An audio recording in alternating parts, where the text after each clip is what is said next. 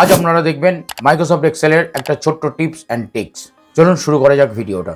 আমরা এখানে এক্সেলের একটা সিট দেখতে পাচ্ছি যেখানে এমপ্লয়ি নেম আছে, ডিপার্টমেন্ট আছে।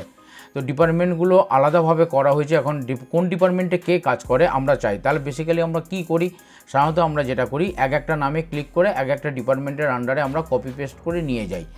এটা অনেকটা কমপ্লিকেটেড এবং সময় সাপেক্ষ ব্যাপার। এটাকে শর্টকাটে করার জন্য আমরা কি করব, আমরা যেটা করব চলো দেখা যাক এবার আমরা কি করব।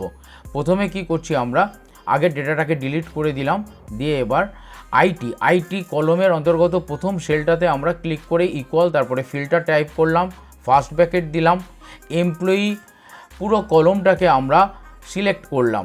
করার পরে আমরা F4 প্রেস করব লক করার জন্য, তারপরে কমা, তারপরে ডিপার্টমেন্টের পুরোটাকে আমরা সিলেক্ট করলাম, আবার আমরা F4 প্রেস করলাম, তারপরে আমরা ইকুয়াল চিহ্ন দেব এবং আইটির সেলটাতে আমরা ক্লিক করব, অর্থাৎ এখানে B3 আইটি কলমের আইটি সেলটা লেখা সেলটাকে সিলেক্ট করব।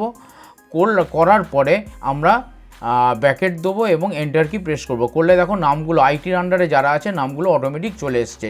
এবার এই আইটির অন্তর্গত প্রথম সেল অয়ন আছে, অয়নের ফর্মুলাটাকে অন্যান্যগুলোতে কপি করে দিলে টেনে অটোমেটিক যে যার ডিপার্টমেন্টের আন্ডারে নামগুলো চলে আসবে। ভিডিওটা কেমন লাগলো অবশ্যই জানাবেন। ভালো লেগে থাকলে অবশ্যই লাইক করবেন, শেয়ার করবেন, সাবস্ক্রাইব করবেন।